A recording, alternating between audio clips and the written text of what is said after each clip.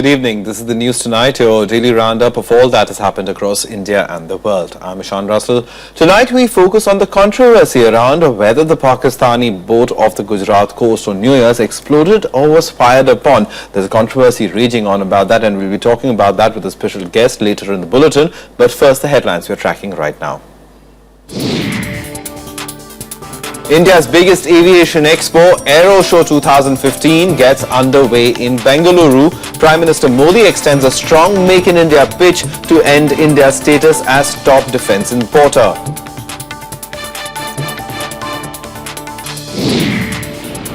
Flip-flops on whether the Pakistani boat off Gujarat exploded or was blown up by the Coast Guard. Video emerges of Coast Guard DIG claiming he ordered destruction of the boat. He rejects the charge.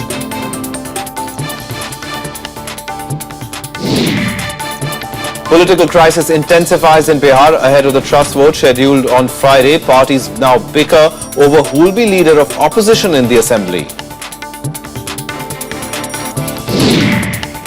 And the Islamic State unleashes more gruesome horror. 45 people burnt alive by the IS in Iraq sends shockwaves.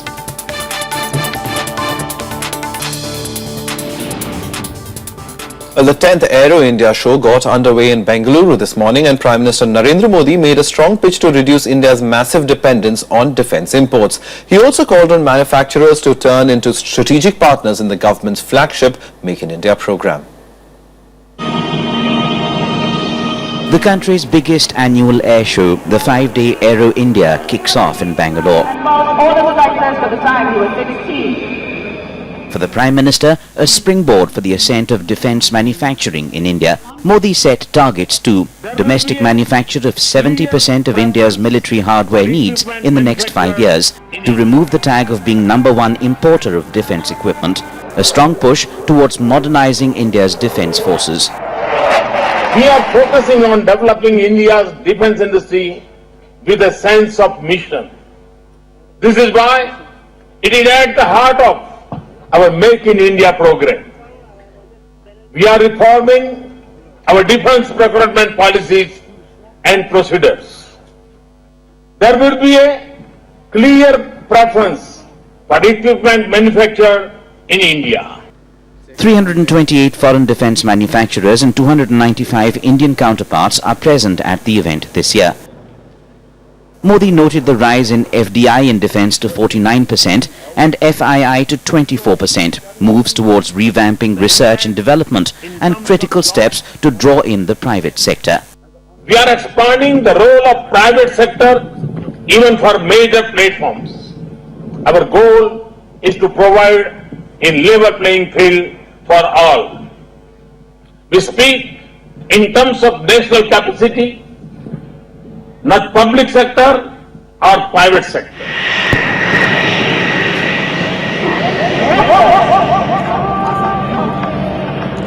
And here, ladies and gentlemen, 33 countries, including the US, France, UK and Russia, are taking part in this year's event.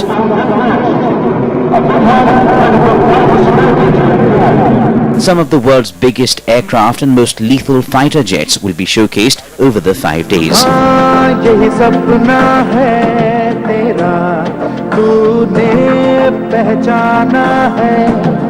India currently procures most of its defence hardware requirements from overseas. It's likely to spend $120 billion on arms acquisitions over the next 10 years. The government's ambitious Make in India programme looks to change that.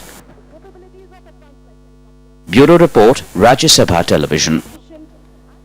And we're joined by Rahul Datta, defence correspondent in The Pioneer, to help us understand, Rahul, focus for the government is defence manufacturing. I mean, from the international dignitaries who've been coming in to getting the private sector over here also to do more. The government's a big priority seems defence manufacturing in the country.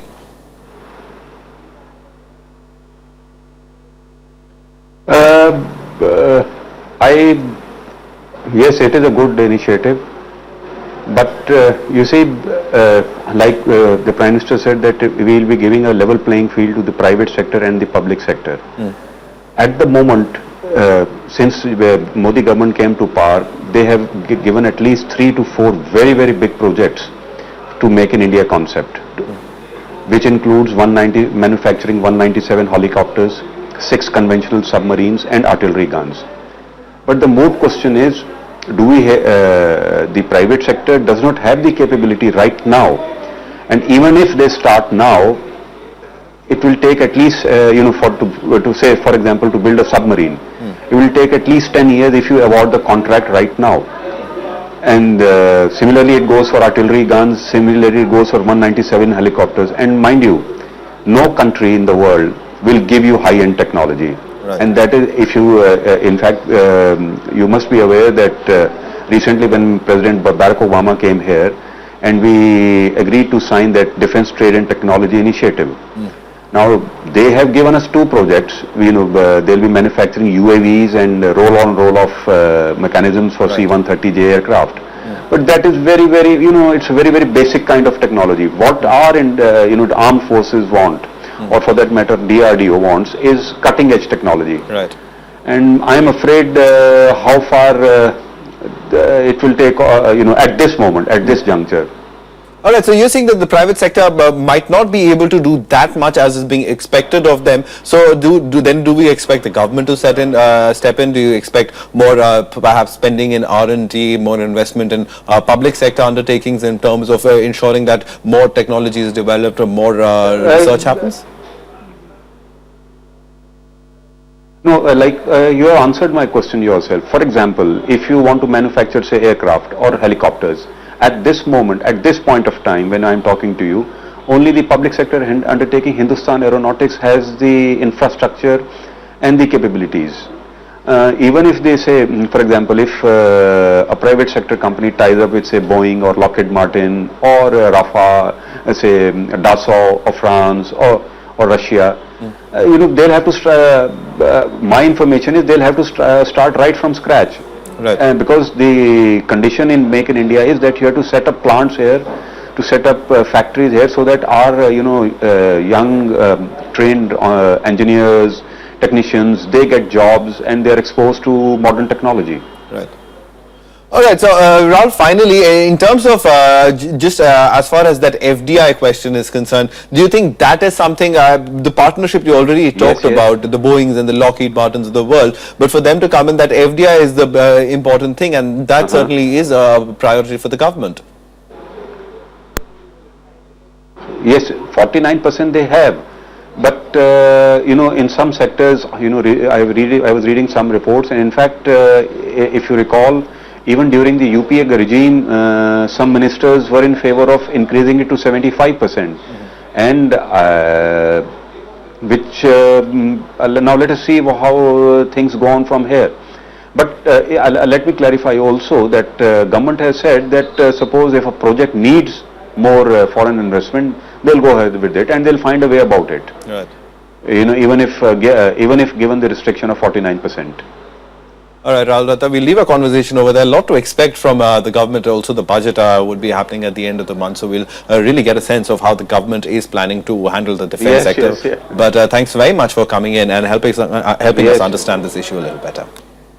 All right, moving on now. Controversy over what exactly happened to the Pakistani boat that exploded off the Porbandar coast on the night of 31st December last year. Coast Guard DIG BK Losali made a U-turn today after a video surfaced of him saying that he was the one who ordered the suspect Pakistani boat to be blown up. Let me introduce Both the Defence Ministry and the Coast Guard on Wednesday denied media reports that quoted a DIG as saying they destroyed a Pakistani terrorist boat on the night of 31st December last year off the Porbandar coast. If any news channel shows that he has said that, I will inquire and find out. If someone tomorrow makes a statement which is incorrect, at the most you are making a case of a disciplinary proceeding against him. I told you so clear, we stand by what we said. लोशाली साहब जो है वो बता रहे हैं कि उनको out of contest coat किया गया है, जो भी न्यूज़पेपर आप बात कर रहे हैं, उनके जो फैक्ट्स है वो गलत कोट किए गए हैं एंड फैक्चुअल पोजीशन वही है जो कोस्ट गार्ड बोलता रहा है. But the Indian Express newspaper, which reported DIG Loshali's statements, uploaded the video in which he reportedly made the remarks. I hope you remember 31st December, right? We blew off the Pakistan. We have blown them off. DIG Loshali later claimed at a press conference that he was misquoted. I was not privy to whatever was happening. So I have been misquoted. The boat has actually set herself on fire and sunk. Soon after the incident, both the Defence Ministry as well as Minister Manohar Parrikar said that crew set the boat on fire themselves when they were asked to surrender. The opposition, however, took the government to task, questioning Parrikar's earlier statement. The Defence Minister has come out with a statement that it was the Pakistan terrorists and they blown the boat themselves. This statement was made by the Defence Minister. Subsequently, the different statements came, and now the whole thing looks very much confused. Government must explain. Government must come clean and explain everything to the people and the country. Otherwise, people will start questioning. Did the Coast Guard carry out a correct standard operating procedure? Yes. Were the rules of engagement correct? Yes. They did what they were supposed to do to save the sovereignty of the nation.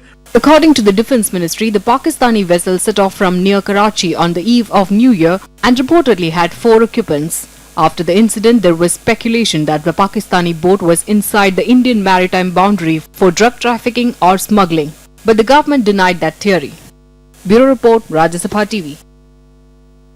Now, the political crisis in Bihar throws up new twists and turns literally every day. Today, various political parties differed not about who gets to be the chief minister, but who will be leader of opposition. आप माथा पर लगा दीजिए कि माथा फूट जाए, यही तो आप लोगों का है. अब 2 दिन बच गया है तो 20 तारीख को आप लोग देखेंगे ना, हम लोग एकदम विश्वास मत प्राप्त करेंगे. With just 2 days to go for the floor test for the Bihar Chief Minister, Wednesday's bone of contention was not the Chief Minister's chair, but the leader of oppositions. The BJP, which is the main opposition, today walked out of an all-party meeting called by the Speaker to discuss the issue, alleging he was favouring the Janata Dal United. The JDU had written to Speaker Uday Narayan Chaudhary nearly a week ago asking that it be recognised as the main opposition. The party argues that it has nothing to do with the government of Jitin Ram Manjhi. यानी governor साहब से कहा, राष्ट्रपति जी से कहा कि 130 आदमी हमारे पास मेजॉरिटी है, मैसिव मेजॉरिटी है. आप 48 घंटे में जीताराम मांझी से विश्वास का मत हासिल करवा सकते हैं. Meanwhile, the JDU, the BJP and RJD are hosting dinners for their legislators to keep them together and ensure that they do not go against the party wishes during Chief Minister Jitin Ram Manjhi's floor test on the 20th of February. With input from Shyam Sundar, Bureau Report, Rajya Sabha TV. The war of words over government formation in Jammu and Kashmir also on with the National Conference claiming that the alleged statement of Mufti Mohammad Saeed asking the BJP to ally with the NC was nothing but a drama. This to get full term as Chief Minister of the state. The NC said in a press release that the PDP has finalized its alliance with the BJP and this became clear with their alliance in the Rajya Sabha polls. Now the two parties are also jointly contesting the elections to the Legislative Council seats that have fallen vacant.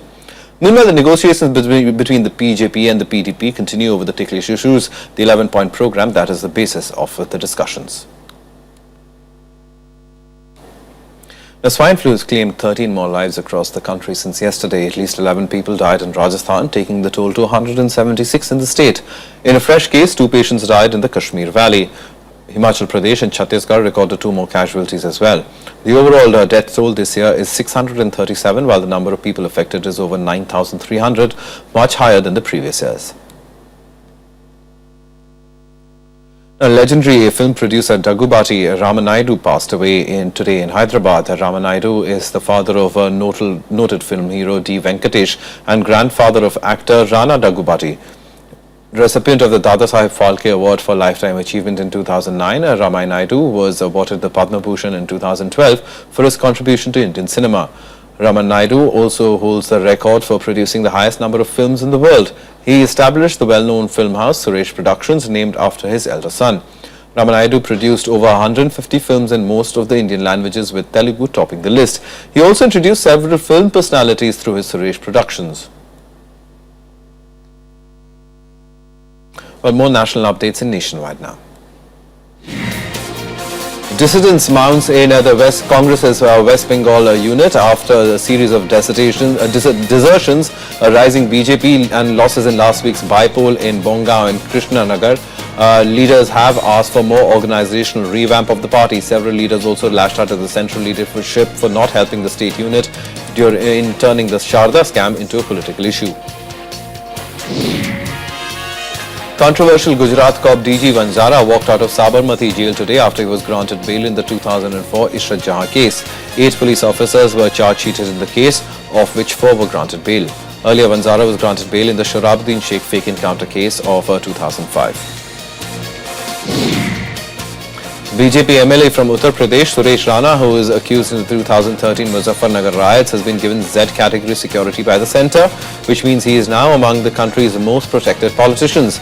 He was arrested after the riots and is currently out on bail. The legislator will have up to 32 commandos protecting him 24 hours, besides a pilot car and an escort. A bid of 1.21 crore rupees has been placed on Prime Minister Narendra Modi's name-striped suit. The controversial suit is up for auction for 3 days, along with 454 other gifts that Modi has received as Prime Minister. All proceeds will go to the Clean Ganga project. Time for a quick break right now, but coming up on the other side, External Affairs Minister Sushma Swaraj holds bilateral discussions with the top leadership in Oman, reaches out to the huge NRI community over there.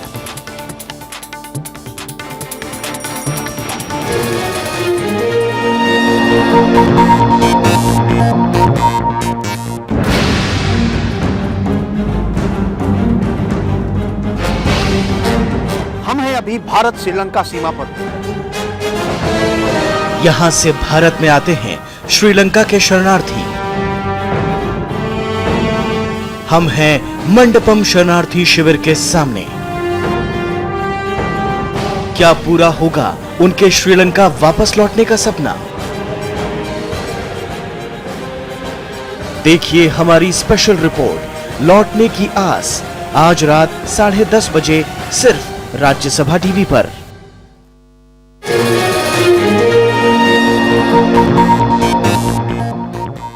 Welcome back. You're watching the news tonight.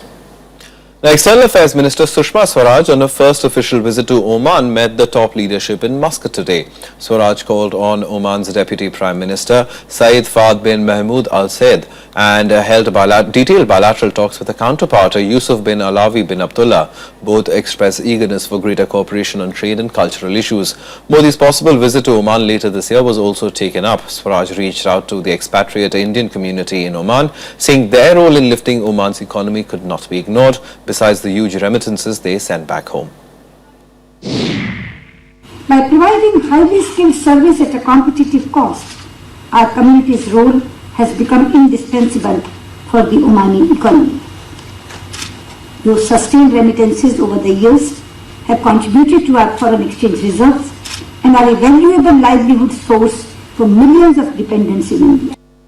India has vital stakes in the security and stability of the Gulf region, which hosts around 7 million Indians. There are over 700,000 Indians working in Oman in various sectors, forming the largest expatriate group in Oman.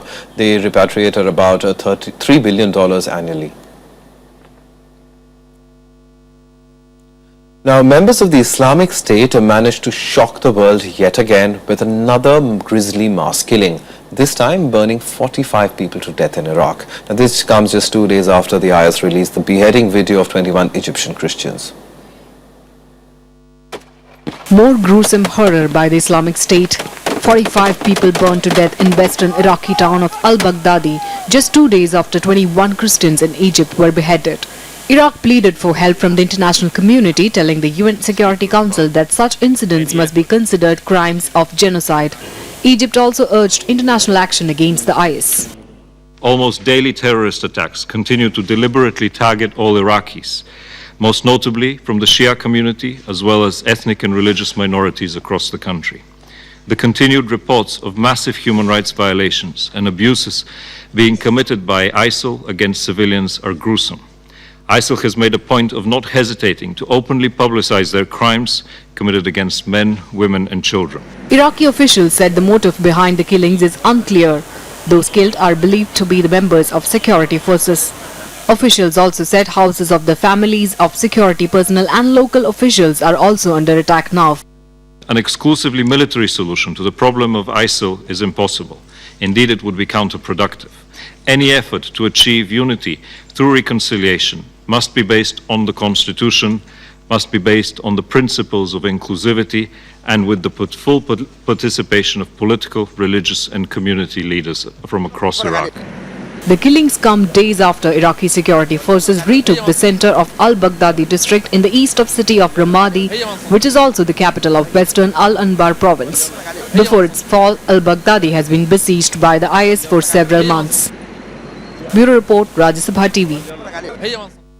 The United States today warned Russia as fighting continues unabated in Ukraine despite a ceasefire agreement.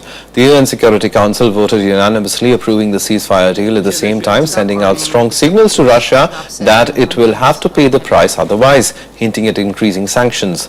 Meanwhile, Ukrainian President Petro Poroshenko today said that his troops are making an organized withdrawal from the embattled town of Devil's Thief. 80% of the troops have already retreated on Wednesday, with more to follow. International observers monitoring the truce are still finding it difficult to enter the border towns. The ceasefire came into effect last Sunday. It has been broadly observed except in certain areas like Devil's Thief and Luhansk. Both warring sides are yet to pull back heavy weapons from the front line. Violence has continued in recent days in some parts of eastern Ukraine. The members of the Security Council called on all parties to immediately cease hostilities and abide by commitments agreed in Minsk. More updates from across the world in Global Buzz now. Dozens of people have been killed in a series of suicide attacks believed to be carried out by the Boko Haram in Nigeria. 20 people died in explosions at a military checkpoint in the town of Biu, while 4 were killed at a restaurant near a military checkpoint in Potiskum. On Tuesday, the group released a video in which its leader, Abu Bakr Shekau, threatened to disrupt Nigeria's elections at any cost. A 3-day summit on countering violent extremism began in the United States today. Representatives from around the world are attending the gathering following shooting incidents in Denmark, France and Australia. US Vice President Joe Biden said that minority communities must feel that they are part and have a stake in the common society. Syria has said that it is prepared to suspend its aerial bombardment of Aleppo for 6 weeks for a trial ceasefire. UN envoy to Syria said that the pledge offered a glimmer of hope, although it's unclear when it would take effect. Government forces have been engaged in heavy fighting in an attempt to cut a crucial rebel supply route. The route used by mountaineers to scale Mount Everest will be changed next month amid fears of an increased avalanche risk. The Nepal government is seeking to improve safety at the start of the climbing season. A deadly collapse had killed 16 climbers in 2014, the worst single loss of life in expedition history. Well, time for another quick break, but still to come in our special series on the Union Budget. Today we'll focus on expectations from the real budget.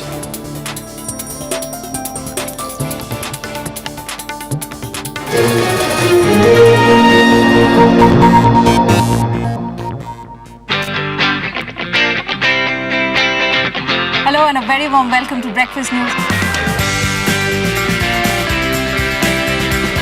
Every development worldwide impacts India. What happened overnight matters. Wake up to a complete roundup of world news. Keen analysis to kickstart your day. Watch Breakfast News, weekdays at 8 a.m.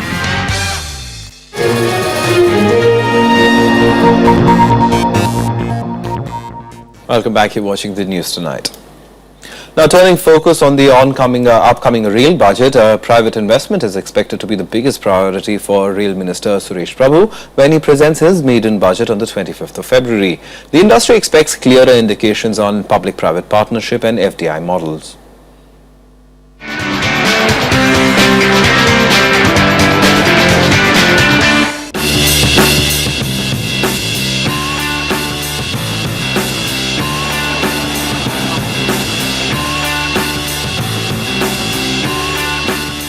Rail Minister Suresh Prabhu's first rail budget comes in the backdrop of a falling global crude prices and expectations of a rail fare cut too.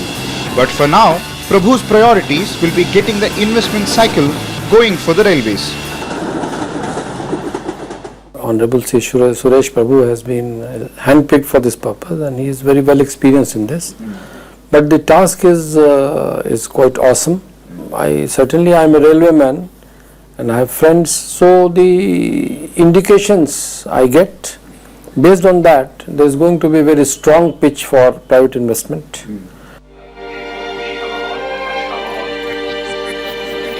Soon after he took charge as the rail minister, Suresh Prabhu had released a framework document for participative models of rail connectivity and domestic and foreign direct investment. It lays down the railways' massive investment needs. Estimates say the railways require 14,000 crore rupees for suburban corridor projects, 63,180 crores for high-speed trains, 8,452 crores for freight lines, 222 crore rupees for freight lines and an estimated 800 crores for signalling systems. Watchers say these projects are likely to find focus in Prabhu's speech, and the rail minister could indicate a resource generation mechanism, some concrete remedies to shortcomings cited in the last year's budget. There has been focus on sanctioning projects rather than completing them. In the last 30 years, as many as 676 projects were sanctioned worth rupees 1,57,883 crore. Of this, only 317 projects could be completed and 359 projects remain to be completed, which will now require as much as 1,82,000 crore. The big challenge for Prabhu is roping the private sector that's not so keen to invest without being allowed to collect revenues. Up till now, the Indian Railway policy is that we will not allow the private sector to come in operations, or we will not allow private sector to collect the revenue. Then it is better that the activities which private sector can manage better, like production of rolling stock and other industrial activity, that should be left to the private sector.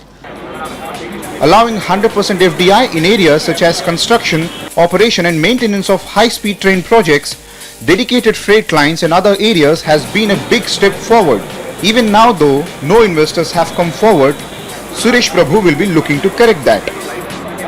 Suresh Prabhu's made-in railway budget is likely to give clear indications on public-private partner model.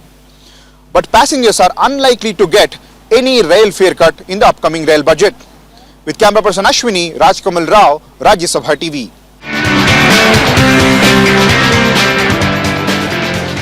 Some sports now and news from the World Cup. Bangladesh defeated World Cup debutants Afghanistan by 105 runs in the Pool A match at Canberra today. Batting first, the Bangladeshis posted a healthy 267 runs in their 50 overs. Mushfiqur Rahim and Shakibul Hasan scored half-centuries with a 114-run partnership for the fifth wicket. Afghanistan started the chase poorly, losing 3 wickets for just 3 runs. The middle order tried to control the damage, but the debutants kept losing wickets regularly to be bundled out for just 162. This was Bangladesh's biggest victory margin in the World Cup so far.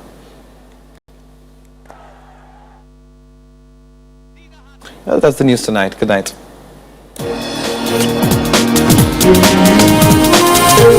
Thank you.